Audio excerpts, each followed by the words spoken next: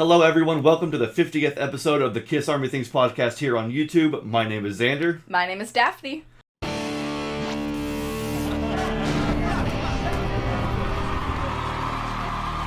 So right away, we want to say thank you to everyone for joining us. This is the 50th episode of Kiss Army Things. We're so glad that you want to join us. My wife Daphne is joining me. We're just two Kiss fans who are talking all things Kiss Army, hence the name Kiss Army Things.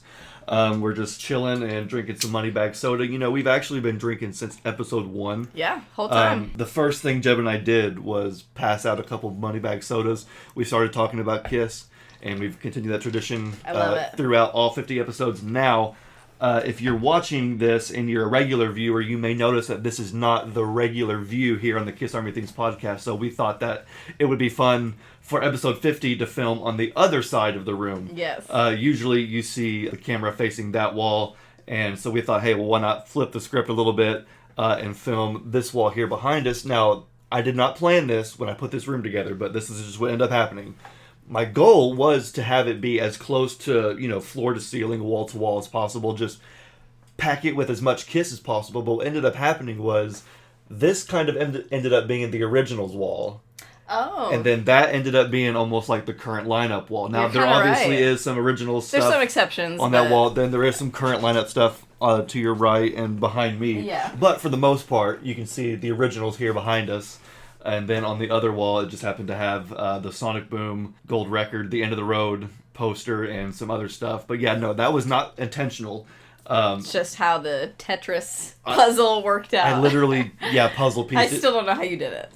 It was an old art gallery trick we learned in college. Okay. When we would put the art gallery together. Do you map it up out on the floor? The program, mentor would always say, never ever just start putting nails in the wall and think and just guess. Yeah, always lay it out on the floor first. And so I took a bunch of pictures, Tetrising the posters together and trying to find out a good layout. But anyway, we've been filming on that wall for a while. We decided to flip the script, say hello to Originals Gene, who's going to be doing this behind Daphne the whole time. But anyway, so we just, again, want to reiterate, thank you guys so much for joining us and being here. We really appreciate you guys spending your time with us. I know that these episodes can sometimes be like watching an episode or two of TV, almost like a movie. So thank you guys so much for giving us your time, your attention. We hope we don't take advantage of it. We're very glad to have everybody here watching, and actually to kind of celebrate you guys, the viewers.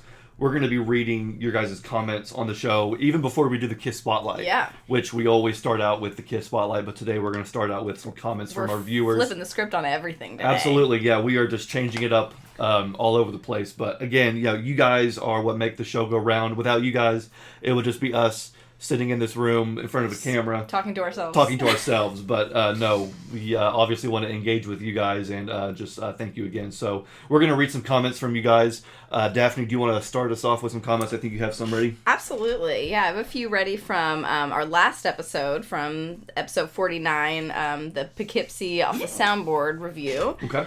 So got a few good ones to read here.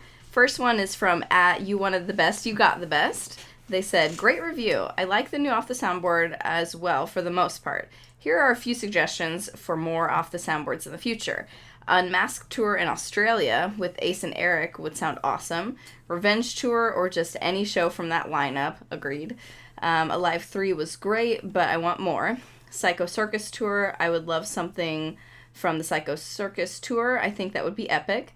You guys suggested some very early Kiss shows, which I would like to see, and you guys suggested stuff from Alive 35, which I think is a great idea as well. Yeah, they could pretty much put out anything, and Kiss fans would be pretty happy with it. But no, I agree with all of those. Yeah, those are really great suggestions. Revenge lineup tends to be, the favorite amongst our small crew. But no, they mentioned Psycho Circus era. Oh, I agree with that too. That was, my first introduction to the band. Well, Psycho Circus / the farewell tour. Right. That to me is, originals Kiss. So, yeah, no, they could do anything from Psycho Circus. I think they even included some live stuff on the bonus Psycho Circus CD from the Market Square Arena show that my parents were at. Oh. So we know that audio exists. Right, that'd be cool. They put some, so yeah, they could do anything like that. Live 35, early Kiss. Give us it all. Agreed. Great suggestions. Next comment comes from Henry Chen. He says, great show, folks. I have this on order. Supposed to be here tomorrow, 17th. I hope you've gotten it by now. I believe I mentioned it before on a prior show. I was at the Binghamton, New York show where Mark St. John played the entire show. At the time, I did not know it was supposed to be his last show with Kiss. I remember them doing Oh Susanna, and I remember thinking, that's weird, but it was actually enjoyable to see and hear. It was the 80s, and just about every show I saw, which my ears will attest to were dozens and dozens, regardless of the band I was seeing, seemed to be played in overdrive. The only exception would be AC/DC. I saw them during the For Those About to Rock tour. They played slightly quicker than their records, but not like they were double parked and had to get out of there. So I'm very interested to hear this CD. I will say, even without listening to it yet, that Fits Like a Glove has never been a favorite of mine. I saw them play that song on a couple of tours, and every time it came to the audience participation part, seemed to bomb each time. Mm-hmm. And Gene would scowl and fold his arms over the lack of response. That's funny. I was happy to see they dropped that song the next tour I saw them on. Great job, folks. Congratulations on your upcoming 50th show. I've watched them all. Oh, thank you so much, Henry. That's so nice. Well, thanks, Henry. That's awesome, man. We appreciate that. I totally agree with him about Fits Like a Glove. It's not the worst Kiss song, but it was never one that really stuck with me. Yeah, it's kind of a random choice. It still blows my mind how often they played that track. Considering, yeah, I think Henry's right. Every time, on Animalized Live Uncensored, even this Poughkeepsie off the soundboard, and then that Kiss, what's that? That Ritz, Live at the Ritz concert that we found on Spotify. Yep. I'm pretty sure they played Fits Like a Glove on that show too. And yeah, every single time when it comes to that, hot knife through butter, it's like the crowd. There's some folks that get it, but it's never. It doesn't hit quite like they thought it would. It's not like when Paul says, what drink is going to do it for you, and everyone says cold gin. Yeah. It's never that intense, but nevertheless. I do agree that this, for the most part, is a great off the soundboard. And Henry said that he was at the Binghamton show. Yes. Which I'm pretty sure was the next show or the next night after the Poughkeepsie show. Oh, wow. So super close. Yeah, I guess New York. That would make sense. Yeah, and Henry, if you want, I'm pretty sure I was messaging him or talking with him back and forth on a comment, and I mentioned that show was on YouTube, the full audio. Oh. And I couldn't find it, so it must have been taken down. Well, guess what? I found it, Henry. So if you don't have the audio to that Kiss show that you were at with Mark St. John at Binghamton, New York, and you want it, get with me, and I'll make sure that you can get that audio. Nice. Because it's not the best audio. It's not like this off the soundboard. I think it's just an audience recording, but still very cool stuff. So I know that's pretty cool. So if you want that show, you don't have it, get with me, and I'll make sure to get that to you, probably by email. I'll send you the audio file. But anyway, that's some pretty cool stuff. Was that all the comments that you had for the Poughkeepsie? Yep, that's all I have for the Poughkeepsie one. For sure. Well, I'll get to some of these other comments because here recently we celebrated the 31st anniversary since the release of Unholy as a single, which everybody knows was Gene's first single in about 10 years since Creatures of the Night. Paul was dominating all the singles and writing some of the best material. So Gene just kind of had to go without as far as being the guy to get a lead single, but Revenge changed that. Unholy was Gene's first single and did pretty well for the band. And the video was great, and so, of course, I had to make a post on the Facebook and Instagram about Unholy, and I wanted to get some fans' opinions on that song. Ken Powell commented on Instagram, said it's one of his favorites from the non-makeup era. Kiss Dude 12 commented and said, I've been a diehard Kiss fan for well over 47 of my 57 years on this rock. The night Unholy debuted on Headbangers Ball, my younger brother and I were hanging out in our college apartment and chilling. I knew the video was going to premiere, so of course I was watching. And when Unholy came on, neither my brother nor I said a single word throughout the entire video. When it ended, we both looked at each other and said at the same time, what the hell was that? The song was so heavy, so dark, it was awesome. That's great. The band's look was so cool, and Paul's FUCK t-shirt was just spot on. Great time in history. So the reason why I love comments like this, and like Henry's a minute ago, is because everybody's memories, everybody's stories is so awesome. So I can't imagine watching Headbangers Ball the night that this song drops, and you get a look into the new Kiss. Because, before that, they were doing the Hot in the Shade, the Crazy Nights, the Asylum, that very 80s It was a 80s Kiss. hard 180 for sure. A big 180. I mean, probably the biggest 180 since they took the makeup off and started doing that. Definitely, that easily. Look. So, I couldn't imagine, kind of looking at Kiss and being like, they look like everybody else, and then all of a sudden you're waiting for the new song, and then you're like, whoa, that was a complete 180. Yeah, Complete new era. I love it. That was like some of the most that was like the most Kiss that Kiss had looked since the makeup came off. I agree. But no, so that was awesome hearing Kiss Dude talk about that. We also had some Facebook comments on the same similar post. Mark Cookson commented to say, can't recall exactly, but it's either this video, Unholy, or Domino, where just for a second you see Paul Stanley playing a bass guitar. And I kind of thought, oh, interesting, I want to go check that out. And so I went like frame by frame on some of these music videos. There's I think 3 or 4 for the Revenge album. Right. And he is correct. At the 2 minute and 12 second mark in Domino, you see Paul Stanley playing bass. Wow. Which I don't understand why. I don't know if he played bass in the song. I doubt it. Yeah, it's almost like it was video, just a funny little Easter egg for the video. In the video, Gene is in his little hot rod, driving down the road at night. So I guess you had just Bruce, Eric, and Paul in the performance side of things. And so maybe since Bruce was playing guitar, they just gave Paul a bass and said, here, somebody has to play bass. Right. Because since Gene's out doing his little driving bit out in the whatever. But no, that was That's so random. Good call, Mark, because you don't hardly ever... I never would have caught that. I've only seen a couple photos of Paul Stanley playing bass. Yeah. And so that was one of them. So thank you for commenting that. Brant, our friend Brant from the channel In My Head, says that it's one of his many favorites off Revenge. A top fan on Facebook, Justin Churchy Hansen, says it's his second favorite off the album, behind Every Time I Look at You. Oh, interesting. Two very different songs, yeah, but I love that. So for Justin, that one takes precedence. That's the best on the album. Those are two of my favorites too, so I respect it. Yeah, I respect it too, because that song, as a kid, I hated it because it wasn't the heavy one. It was the odd one out. I love it. But as I grew older, I sort of appreciate the songwriting, the structure, Paul's vocals, and all that. But I don't know if it's above Unholy, but I respect Justin's opinion. That's pretty cool. So yeah, there's just some awesome few comments for some of our fans from Facebook and Instagram. And be sure to follow us on Facebook and Instagram and leave your comments, because clearly we do engage with our fans. We love to comment back and continue the conversation with you guys. Yeah, it's like literally always our favorite part of as soon as we upload an episode or a video, it's just waiting for those comments to roll in, and we're always checking the computer and reading them, and we always read your comments. Xander always responds to them most of the time, and then we love to read them on the show as well. So thank you guys for always talking back to us and continuing the conversation. Absolutely. So we also have some comments from the Eric Carr Rockology Record Store Day release. From, I'm assuming, from the video you did about that. Yes. So this first comment comes from Bill Phelps. He says, I was able to pick up the Eric Carr vinyl. I had never heard any of this either and thought it was very cool. I think Nasty Boys would have made a great Kiss song. They did a very good job with the presentation, and the CD you got looks nice too. I also picked up Gong, Captain Beefheart, and the Magic Band, Ted Nugent, Miles Davis, and T-Rex. It was a great day. Wow, what a haul. That's a good haul. Sonic Boom is the only record of theirs I don't have on vinyl. That makes sense. So that sounds like a great Record Store Day release. Mm-hmm. I am an originals guy when it comes to Kiss, but I don't quite understand the hate for Sonic Boom and Monster. I enjoy them both.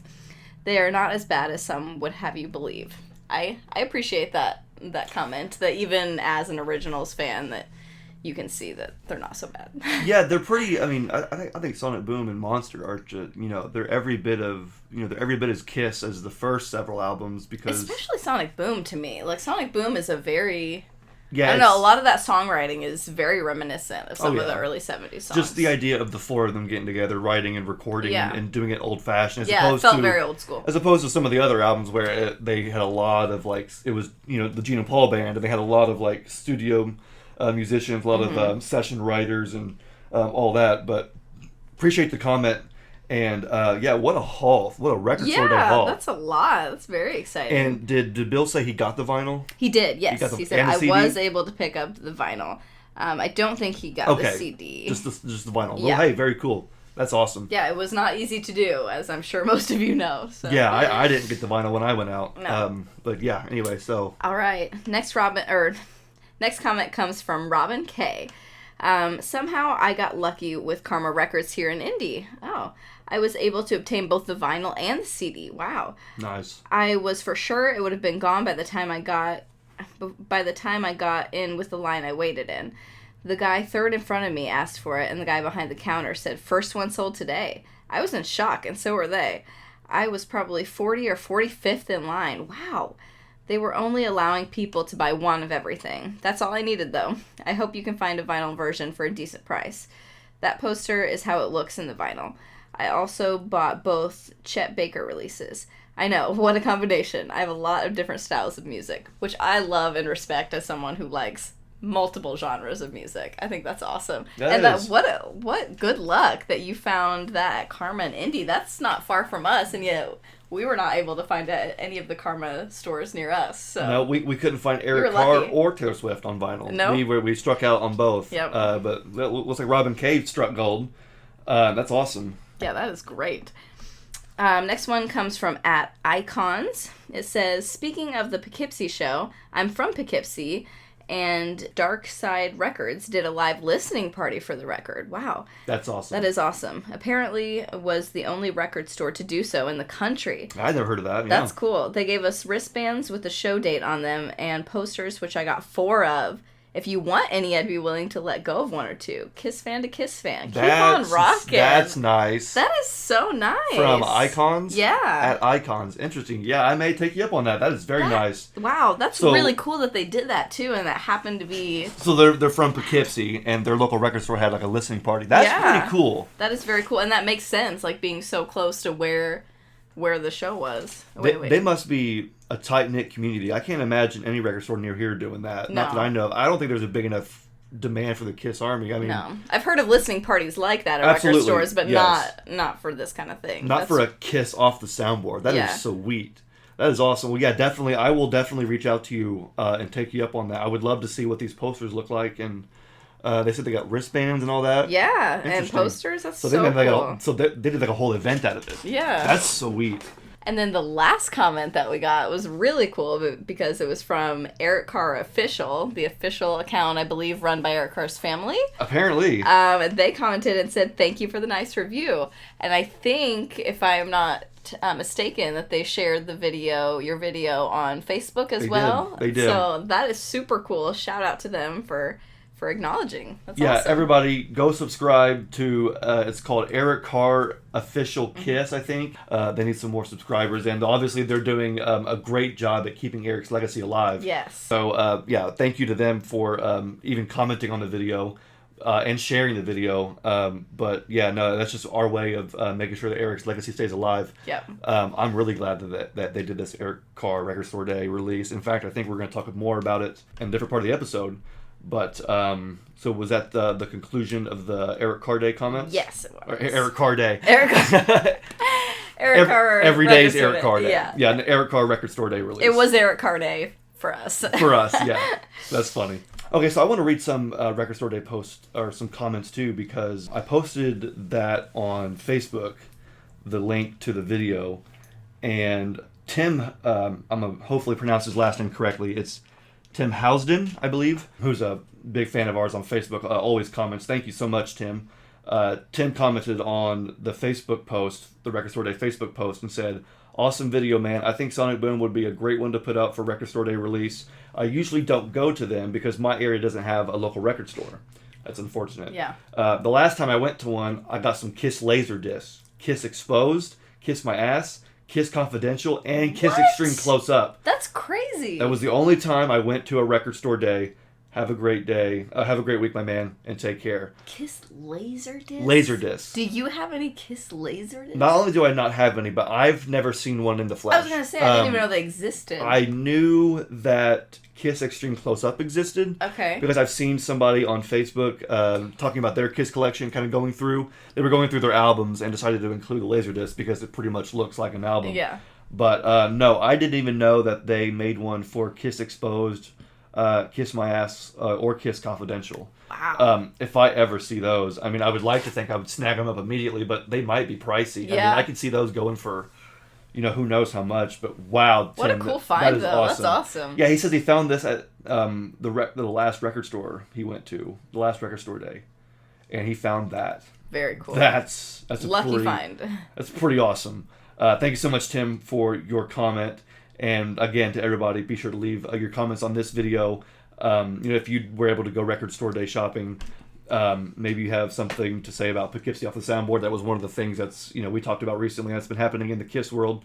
As a matter of fact, I actually, just for fun, on both Facebook and Instagram, asked everybody, hey, what is your favorite Off the Soundboard so far? We have 5 released so far. And I wanted to kind of gauge the KISS community and see, okay, well, where's everybody feeling? What's everybody thinking? Mm-hmm. So I asked on Facebook and Instagram, what's your favorite so far of the 5? And that we would read the comments and the votes on the channel on the next episode. And so here we are doing that right now. Interesting. I asked what everybody's favorite soundboard was. And let's see, we had Lucas who said Donington. Jeff said Poughkeepsie. Felipe voted Tokyo. Pasquale voted Tokyo. Our friend Brant voted Donington. Scott said Tokyo. Sonoke, I could be mispronouncing that name. It's a username. Sonoke says Tokyo. Glam Rock Bandit says Poughkeepsie. Devin voted Tokyo. Kiss Nation voted Tokyo. Popular. Rock and Roll 80s Boy says Des Moines. And Mike C. Horror and Pop Culture voted Poughkeepsie. All right. So of the people that commented on Facebook and Instagram, that leaves us with a final total of Tokyo 6, Poughkeepsie 3, Donington 2, Des Moines 1, and Virginia Beach 0. Surprise, surprise on the Virginia Beach. If it was a different audio source, if it just wasn't quite as muddy, it would have been fine. That's the main thing. That's the main thing. So no surprise, Tokyo is the number one fan favorite, at least according to this post. I don't know if you have a favorite. I don't know if you've heard all 5 of them in depth. Yeah, I'd say that's probably my favorite as well too. But I enjoy Donington as well, and then Poughkeepsie for sure has been growing on me as a big 80s fan. So sure, yeah. Tokyo for me is still the one that I would put at the top, just because. Well, number one, I feel like the sound quality is probably the best on that one. I mean, Donington sounded pretty good as well. That one was a nice one, but this one just felt like a nice, even mix. Mm-hmm. Given that it is off the soundboard, nobody was supposed to hear any of these. Right. None of this was supposed to be released. Yeah, they're not meant to sound so perfect. They're not meant to be perfect. Yeah. They're not touched out. They're just, here you go. Here's the soundboard recording. So of the batch that we have, Tokyo for me is still at the number 1 spot. Excuse me. I felt that the set list was great. The farewell tour was kind of where Jeb and I became KISS fans anyway. Yeah. So there's a little bit of nostalgia in that. I can see where KISS fans listening to Donington or even Des Moines have a sense of nostalgia because that was their childhood, that was their growing up. Right. Tokyo, for me, I feel that Paul's vocals were at their peak. Yeah. Not the 80s, not the 90s, early 2000s, post Phantom of the Opera. Yes. Paul Stanley was just on another level. I agree. If I get, if I'm feeling down in the dumps, I'll just play the little beginning to, is it Cold Gin or is it, no, it's Firehouse, the beginning of Firehouse, where Paul's just, well, I gotta feel it. Yes. And he just plays with the vocals there. It's so fun. But Tokyo, to me, just the best. Eric Singer's drumming was great. Even though Ace was, I think, a little bit behind Eric as far as the playing goes, hearing Eric and Ace together was just fantastic. It's something you don't really get to hear. And that, to me, has been my takeaway from these off the soundboards is the more historic ones like Tokyo and Poughkeepsie, where you have these areas that don't get the representation that they do. So I'm interested to see where they go the next one. But, so those are my thoughts on Tokyo off the soundboard. Do you have anything to add about Tokyo? Nope. Okay. Cool. Well, there was a couple things that I failed to mention about the Poughkeepsie one. Okay. In particular, the last time, and I think this will be a great segue now into the KISS Spotlight. Oh. Finally, like 20 plus minutes in. I know, you guys are used to us doing it right away. Usually we do the Spotlight. 50 episodes in, we gotta keep you on your toes a little bit. Gotta change it up a little bit.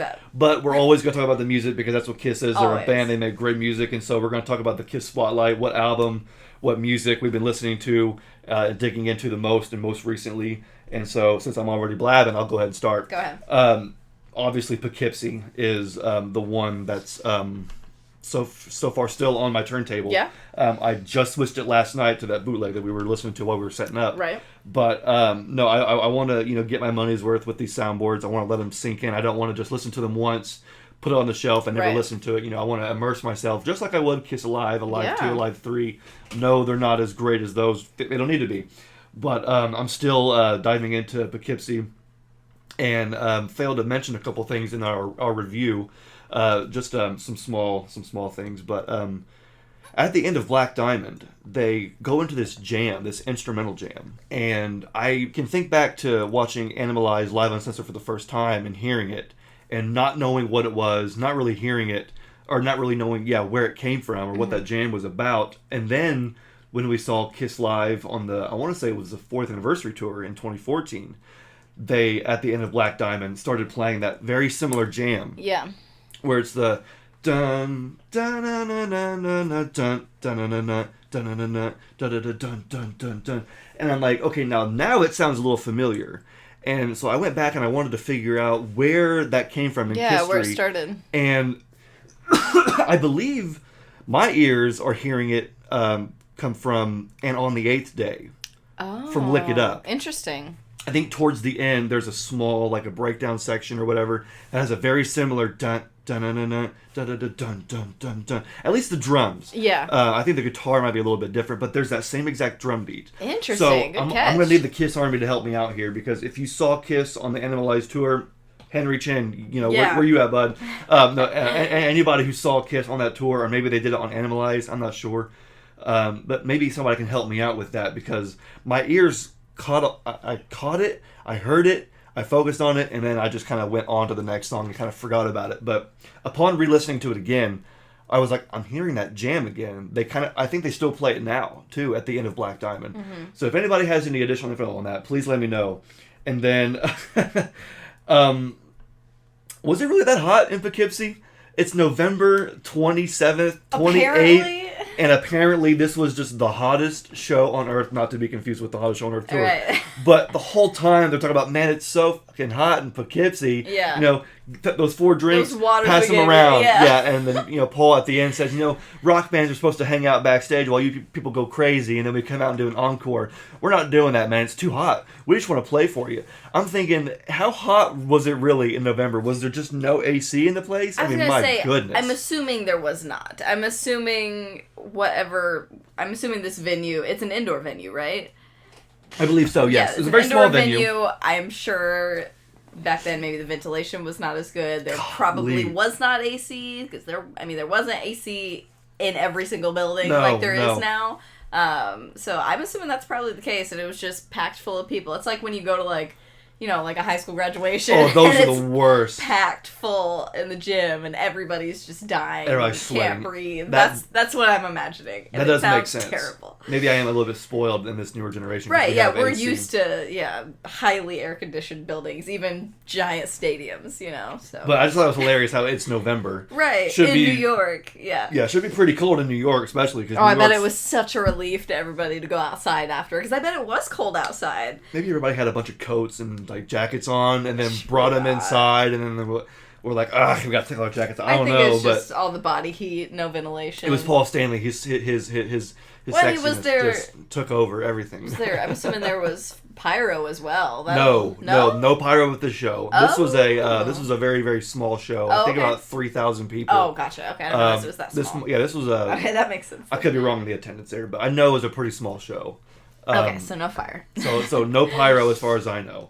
But still, apparently, a blazing hot show. Yeah. Also, the intro to Lick It Up was different. We didn't comment on that. Maybe we did. Maybe we didn't. We've talked about it off camera, but okay. I want to say we didn't mention it on the episode. I think we talked about how the intro became an acapella. Right. Don't want to wait till you know me better. He starts it immediately acapella now and has for a while. But they used to do it more like it is on the album. Yeah, and then this one, it felt like... Before they even went into the song, there was something else before. They were playing another part of the song first, really fast, really energetic, and then it went into that dun dun dun dun dun dun dun. Yeah, it's like a whole intro. Dun, dun, dun. Yeah.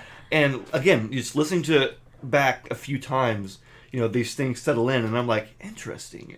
It's just cool to hear the different interpretations that they play these songs. You get so used to the way that they play things now, and honestly, I obviously listen to Lick It Up, the album, sometimes, but I hear so many live versions of that song that sometimes I forget that's not how the song actually starts. Yeah. You know what I mean? That's a good point. Because that's what I'm so used to. But yeah, that was cool to think about. That is a good point. Okay, so I actually have a few Kiss spotlights, but I want to hear yours first. Okay, so that was your first one. That was my first one. one. And then we'll do the rest of yours? Yeah. Okay. So mine is another one that I have done before in the past. Okay. It's Paul Stanley's One Live Kiss. Ooh. So we watched the DVD of this a few months ago, and it was both of our spotlights after that, because it was so freaking good. But I've been listening to it on Spotify, the live album version. And I wish, I was looking it up, I wish it was on CD somewhere as a live album, but I don't think it is. It's not, and it should be. It should be, because it's a live album on Spotify, and it's amazing. It's so good. I cannot stress enough, I'm just going to say the same stuff I said last time, but it's still true. I can't stress enough how good the band was that was with him. Yeah. They were so tight musically, and they just were vibing together so well. The songs that he chose... I mean, we start with Live to Win, which obviously was more recent at the time, and love that song, love that album. Great song. But the second one was Hide Your Heart. Oh! And I could listen to this version of Hide Your Heart just over and over again. It is so good. And before he goes into it, he talks a little bit and says that he wants to play his favorite songs at this show. Like his personal favorite, solo and Kiss songs. And... man, he has good taste in his own songs because this set list is fantastic. Hide Your Heart is incredible, and he goes right into A Million to One after that. That's the third song? Yes. Jeez. And A Million to One is also an incredible version. It really is. Some of my other favorites, Move On was so good. Tonight You Belong to Me was so good. Gosh, they were all so Magic good. Touch. I was about to say Magic Touch. That was such a fun choice. I mean, it's just, I highly recommend. If you're not going to watch, if you don't have the DVD, can't get your hands on it, it's on Spotify, so I highly recommend it. Paul sounds incredible. I don't know. It's just a perfect live album to me, and I've been really jamming it hard in the car lately. Before we were filming, you were humming, Yes. I know. Hey, but you stopped. Yeah, well, because we try not to talk about our spotlights, unless it's obviously the same one, because something's just come out. We try not to talk about our spotlights before we film, so it could be more of an organic discussion and a surprise.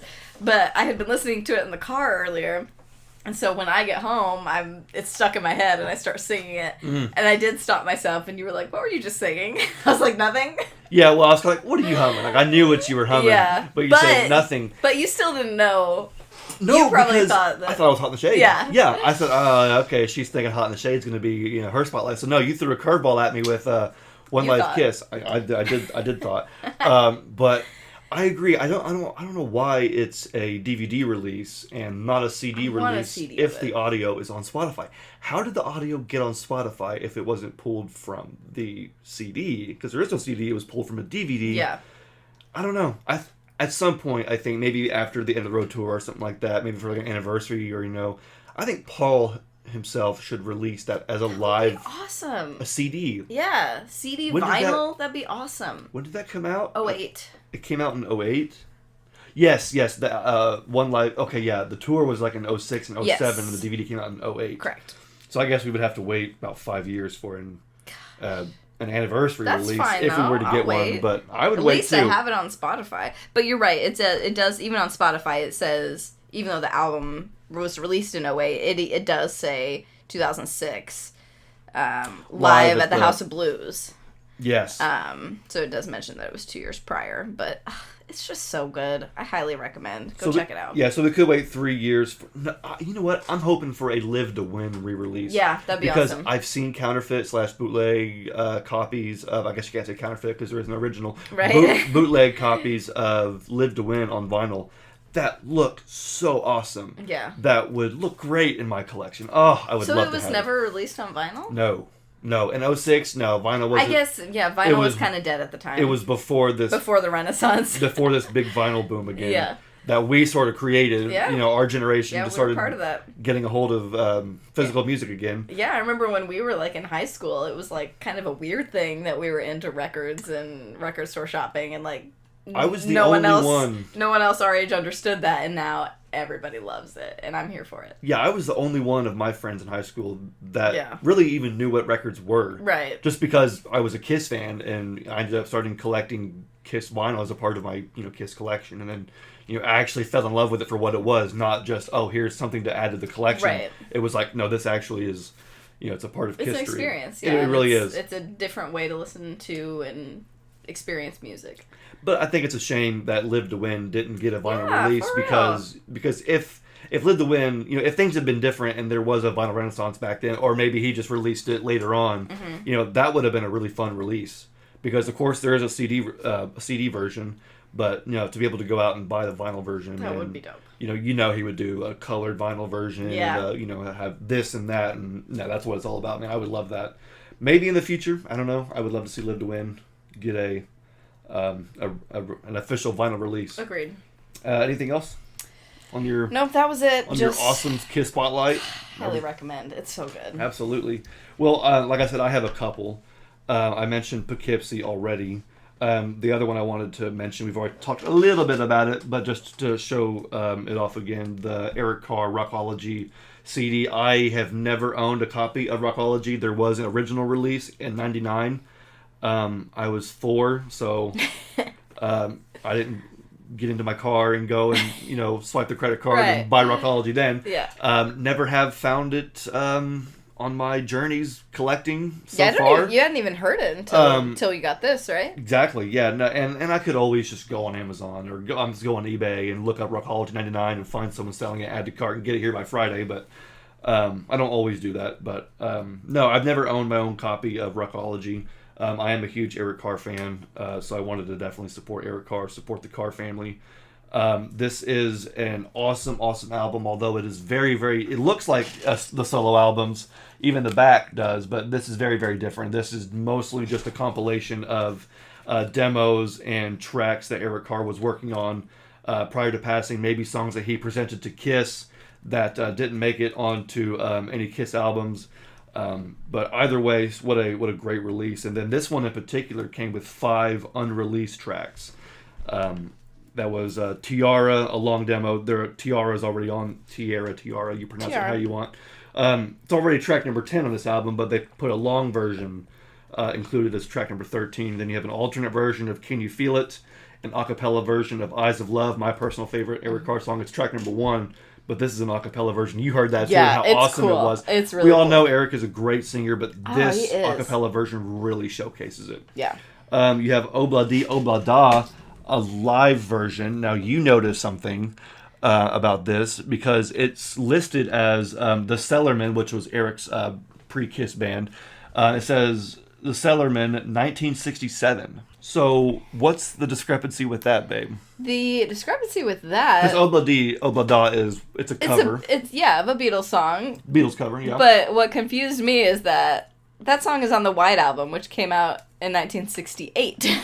So I don't know how they could have covered it in 1967. Yeah, I'm thinking that there's definitely a mistake on the date. I think your potential explanation was maybe that the band formed in 67. Yeah, I think they formed earlier, and too. maybe they don't know when this cover was recorded, and that was just kind of a guess. But I doubt it was in 67. Yeah, it'd be hard to record a song that isn't even out yet. Yeah, I don't think that song would have come out early for any reason. But either way, it was really cool to hear, especially as a huge Beatles fan, to hear a cover of that song. Yeah, I kind of wanted to just Google search here and try and figure out when the Cellarman formed, because, I kind of wanted to know maybe where that date came from, but I'm not. See, here's Kiss, Eric Carr, pre-Kiss band, Cellarman 1965. Oh, okay. So Bassdrum had, now again, who knows if they're right or not, but no, I was looking to see maybe when the band started, Cellarman, but I'm not getting an actual date. But yeah, anyway, I thought that was cool. My Beatles historian wife here was like, actually, that is not correct. So thank you for figuring that out. And then the last one on there is Stranger, which I don't think was from the Cellarmen, I think it was another band that Eric was either a part of or just helping play drums for. But either way, just awesome to hear some more Eric Carr stuff. So I had to get that. And actually, since then, I was able to track down a vinyl copy. Yes. And so hopefully on the next episode, I'll be able to show that, because I was able to get the CD just by going out and wandering around town. But wasn't able to get the vinyl. I know we read some comments earlier of some folks that did, so that's super awesome. Yeah. Especially if any of you out there did. They're very, very limited, so... yeah, if you were able to get it for the lower record store day price, good for you. I did not. They immediately skyrocketed. To about triple the price. Immediately. Like, we looked online later that day, and they were already going on eBay for so much. Yeah, it was pretty disappointing, but I mean that's just what happens. That's the nature of limited releases like that. And I told myself in that Eric Carr video I made, I said, you know what, I'm not going to worry about getting that record, that vinyl right now. I don't need it. And then the next video after that? Yeah, I got it. I went and bought it. Don't have it yet, but it is on the way. Yes. Okay, so that was Spotlight number 2. Let's get into number 3 now. Actually, real quickly, I made the light orange today. Oh yes, to in fit honor with Eric Carr. So yeah. yes, I did plan that. Now, Spotlight number 3 happens to be Eric Singer Project live in Japan. Oh. Now, as huge of an Eric Singer fan as I am, I just got this recently too. I never even heard it before. I've seen some clips on YouTube of the Eric Singer Project. Again, I'm a huge Eric Singer fan, but never have owned this album for myself. I actually got a message from Rob, from our friend at the Right Between the Eyes podcast, who sent me a message saying, hey, I know you're a huge Eric Singer fan. His website just got copies of Eric Singer live in Japan. Be sure to definitely get that. Good looking out, Rob. Thank you so much. And the CD here is absolutely beautiful. So you have really the cool classic, red and white Japan artwork there. I'm not sure how well it's going to look on the camera, but even the back there, you can tell looks really cool. So this was from, I think, 2006. Yes, recorded live in Tokyo, February 25th and 26th in 2006. And so this is Bruce Kulick and Eric Singer, John Corabi, and you have Chuck Garrick, who is on vocals. Chuck did a great job singing some of these songs. You have songs like Watching You, Unholy, Domino, War Machine, great Gene songs. I Love It Loud. Mm-hmm. He has a really nice, heavy, rock vocals. You have to have a certain voice to fit some of those songs, so that's cool. Yeah, and you even have a song like School's Out, which is from Alice Cooper. And you'll appreciate this, a cover of Oh Darling. Oh, from another the Beatles song. Cool. Which is one of my favorite Beatles tracks, too. Classic. So I love Abbey Road. They did a great job of this. You even have some Union tracks. Union was a band that Bruce was in. Yeah, Bruce and Eric, maybe? I know Bruce, definitely. But yeah, so songs like Love, I Don't Need It Anymore, and Do Your Own Thing made to this record. So very happy to add this to my Eric Singer collection. In fact, I have something else to show really quickly if you want to put that over on the absolutely second spot there. I'm going to go ahead and grab hold of the Kiss knife. Ooh, you know what that means. Yeah, we're about to open something, which I've actually, honestly, I've had that Eric Singer CD and this record kind of waiting for a while. I've been waiting to show you guys. I just haven't got around to it for whatever reason. I've been doing all kinds of other episodes and other videos, but I will go ahead and show this.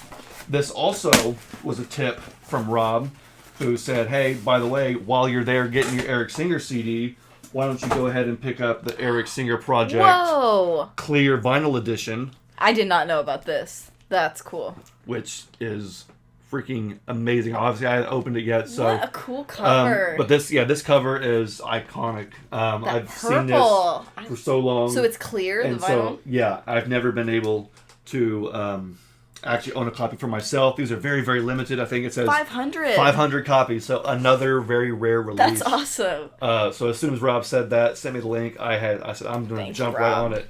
So this one, just to get everybody kind of an idea, if you haven't heard it. Side 1, you have Teenage Nervous Breakdown. You have 4-Day Creep, Free Ride, Still Alive and Well, Never Before, Going Blind, that is the Kiss version.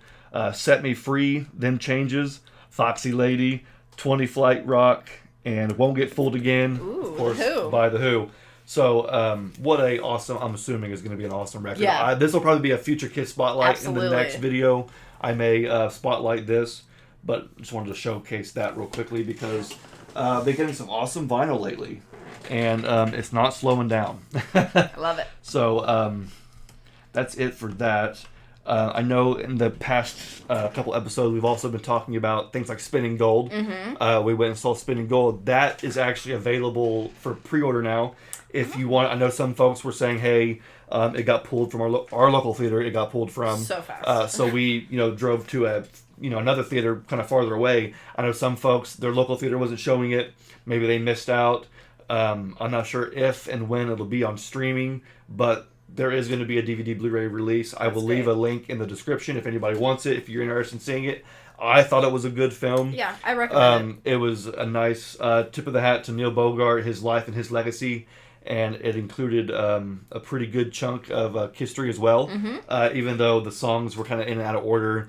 That's, whatever. I think it did a good job of showcasing, Kiss's rise to success and the people that they had backing them. Yeah. Neil definitely. and Bill and Joyce, people who were willing to risk it all for these guys. Without them, we certainly wouldn't be here celebrating 50 episodes of our Kiss podcast. Right. But I know that some folks did take issue with some of the liberties that were taken, but that's your discretion, it's your opinion.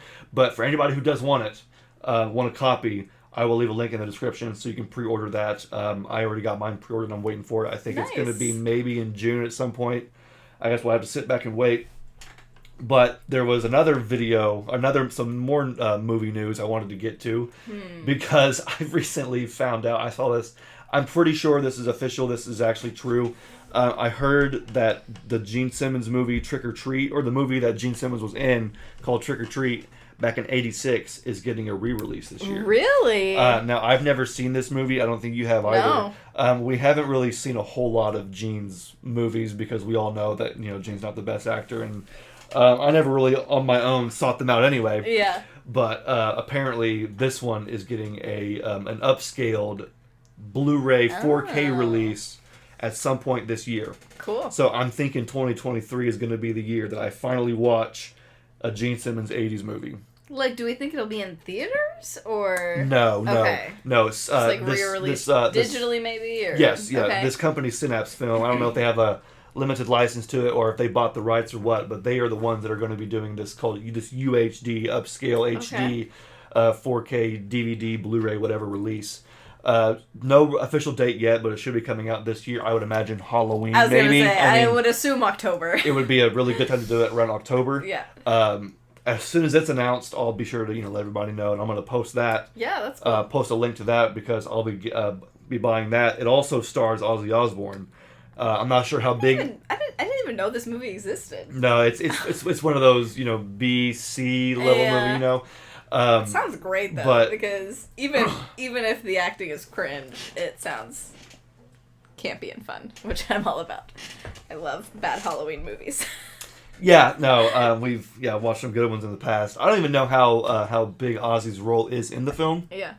I'm not sure how big Gene's role is, but of course, for market reasons, they're right there on the front of the cover. Of course, they are. Yeah. So, has anybody out there watched Trick or Treat? Have you watched any Gene movie? I think there's one called The Runaways or whatever.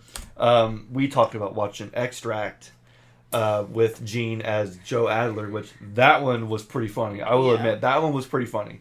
He did didn't he do some like guest spots on TV shows and whatnot too?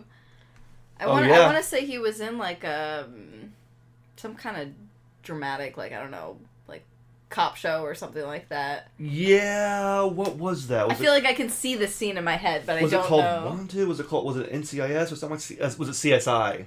Maybe CSI. That sounds familiar. It might have been a CSI episode. But yes, you are right. And then he was also in Ugly Betty. Yeah, yes. And I loved him in that because he's playing himself. And it's hilarious. And it's supposed to be silly. And so I really, really enjoyed that because Ugly Betty is one of my favorite shows. So I thought about doing an episode talking about all of the Kiss references in pop culture. Or all the Kiss cameos or all that like that. There'd be a lot to talk about. Because there's, Ugly Betty and then there's all kinds. Yeah.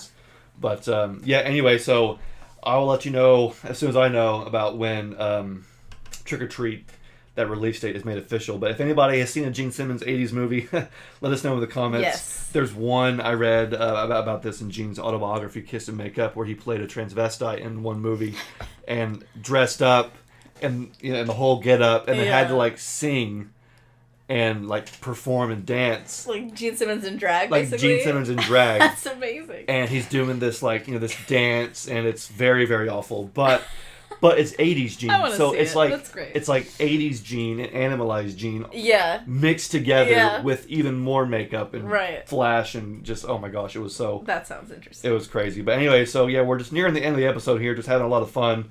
Again, on episode 50 of the Kiss on Everything's podcast. We're 50. so glad That's crazy. that everybody is still joining us. Hopefully you're still here with us. Thank you so much.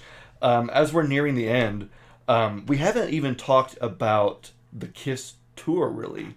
We've been so busy talking about some of the there's other... been so many extra things going on. Some of the other outlying things that we forgot to... Well, not forgot, but we haven't even mentioned the fact that the tour has picked back up. Yep. Kiss has been playing shows in South America. I think they may be pretty much done at this point, and we'll be moving on to the UK and some other shows in Europe. But no, so I was hoping that there would be a lot more setlist changes, but we actually did get one. Are you aware? No, I'm not aware. You were not aware? Me. Okay, so there was one new song, if you will. Okay. It's Making Love from Rock and Roll Over. Rock and Roll Over. Another... Did they substitute something? Well, to me, when I counted the songs, it sounded like this is a smaller set list. Okay. It seems like they were doing an average of like 19, 20, 21 songs. Mm-hmm. And then this set list may have only been like 17 or 18. Gotcha, so a couple things. Maybe dropped. it's because they're playing I think they're playing a few festivals, so maybe they're playing festivals and they're shortening it to keep it real nice and compact. Right. To give room for other bands, maybe. Maybe there's curfews. I don't know. But I think Tears Are Falling is no longer being played. That makes me sad. That one I think was one that they took out. But if they put in Making Love, that means that there should be the same amount of songs, which is not. So, right. So I know a couple else... have. I know they're not playing Let Me Go Rock and Roll. Right. They're not playing Parasite. They're not playing Crazy Nights, but that's because that got replaced with Do You Love Me Again. So, I'm not really sure on 100% sure on what got taken out, but I know that Tears Are Falling is not in the set anymore. But Making Love is. That's a cool addition. I do like Making Love. It's a good Rock and Roll Over song. Yeah. I mean, if that's a good choice. It's going to be not that one, it should be I Want You, which is another good one off of Rock and Roll Over. So good. I have never heard either of those live. Yeah. So hopefully Making Love stays in the set. I hope so too. And it makes it to the U.S. dates. Yeah. This fall because, again, I've never heard that song live before. Sounds pretty good. I'm hearing them play it. They don't really seem to be putting a whole lot of extra energy into it. Yeah. But it is nice to hear, another song that's kind of outside the usual fold. Right. That one you may hear on a Kiss cruise or something like that. But, I'm curious to see if they'll keep subtly changing a song here and there throughout. Like you said, when they get to the U.S., is it going to be the same, or are they going to substitute some things again? Yeah. As much as I would love to hear Making Love, I kind of hope they keep it fresh and keep changing things out a little bit. Yeah, you're right. This is their last chance to play, just a little bit more obscure things that diehard fans would love to hear. So obviously I understand keeping the majority of the set list their biggest hits. It makes sense for the general public, but I hope that they keep substituting a couple things here and there. That's always fun. I agree, and I like what you said. Maybe they'll have Making Love for this part of the leg, but maybe on the European leg they'll put something else in. Yeah, I think that's cool. And maybe they'll throw something else in for the us here in the States. I'm not sure. They could do anything and I'll be happy. Even if they don't do anything, just to see Kiss one last time. We're just lucky we get to see him again. It's so close to the end too. I noticed, just days before the last show. Yeah, and I noticed that there was no stage additions. Okay. At least so far. Again, they're playing, overseas and they're playing big festivals, so I don't think they're bringing their full show with them. Yeah, there's only so much you can do at a festival. Yeah, and plus traveling costs at this rate is getting pretty difficult. But no, they're still bringing a really good show. But I'm not sure if I recall hearing an official statement or if it was just hearsay about the band changing the stage and changing some of the the look and feel of it. I'm not sure. They've done quite a bit. They're still, as far as I know, they still have those blow up statues. Yeah, those are cool. Those are still there. I'm not sure if Saint of the Serpent's still there or not, but I know that he was recently, or he was when we saw him. Yeah, earlier on the tour. But I don't know. I guess we'll have to just wait and see. As well as an opening band. One of the things recently too was that they're playing with Scorpions Yeah. And I think Skid Row is going to be a band, Deep Purple. And I'm wondering if that's another reason that they've slightly shortened their set list, because they are, for the first time in a while, having proper openers. Yeah. And there's only so long the show can be, like, accumulatively. So I do get that, shortening it by a couple songs. So I wonder if that's part of the reason.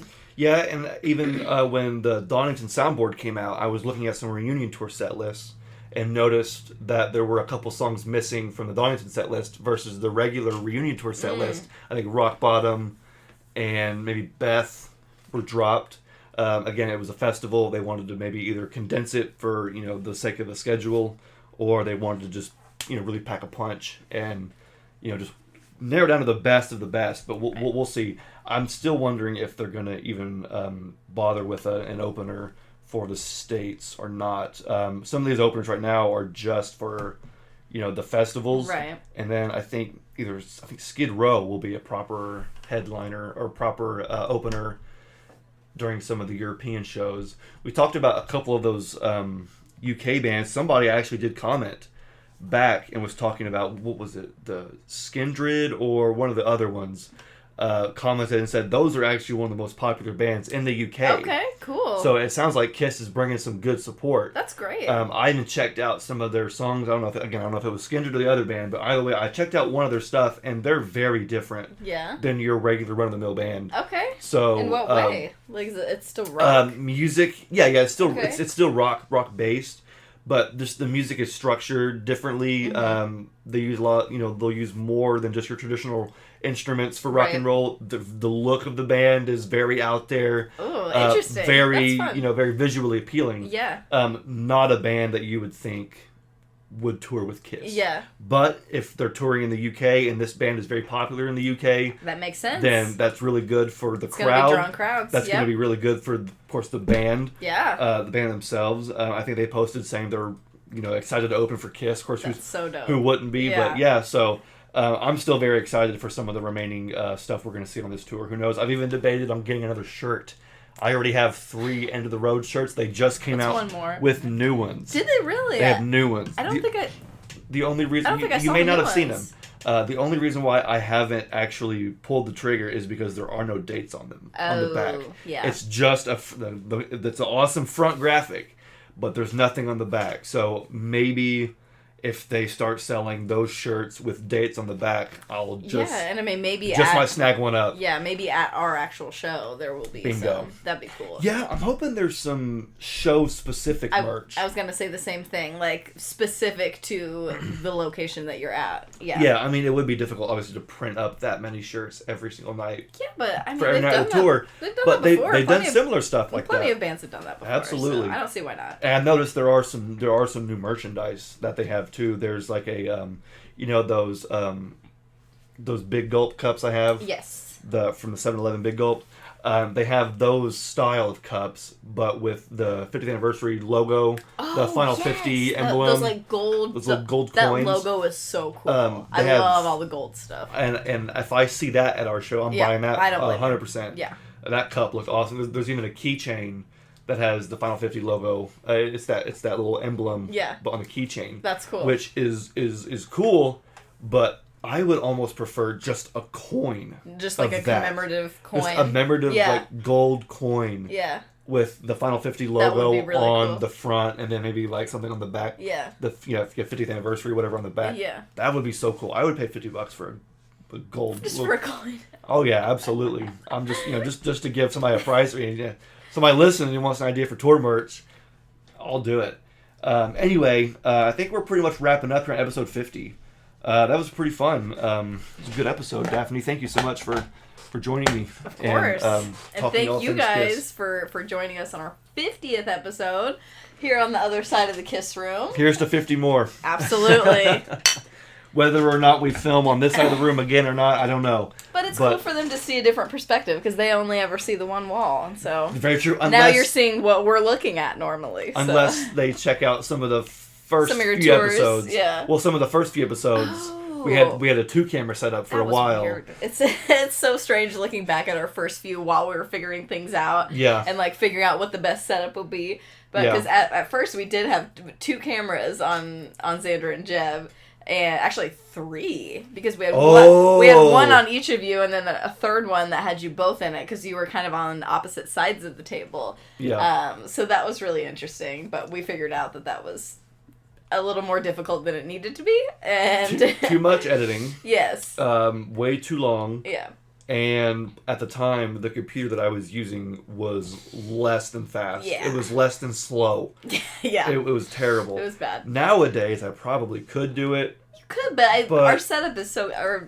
This is style nice. is so much easier. The one camera, I think it just flows so much better It and visually looks better to the audience. But yeah, so I guess the first few episodes you can see what was behind us. But nevertheless, thank you everyone for joining us on episode 50 of the Kiss Army Things podcast here on YouTube. Be sure to like and subscribe. That's just how we know that you like the content that you're seeing. It just helps the channel to keep growing. We thank you so much, and you can also follow us on Facebook and Instagram. I love to post all kinds of Kiss content, Kiss memes, Kiss merch, talk about the Kiss music, Kiss albums, latest Kiss purchases, Kiss news, Kiss Army. Everything. Kiss Army everything. Kiss Army things. Yep. So yeah, I will see you on the gram. I'll see you on the Facebook. And I will see you in episode 51 of the Kiss Army Things podcast. My name is Xander. My name is Daphne. Peace out.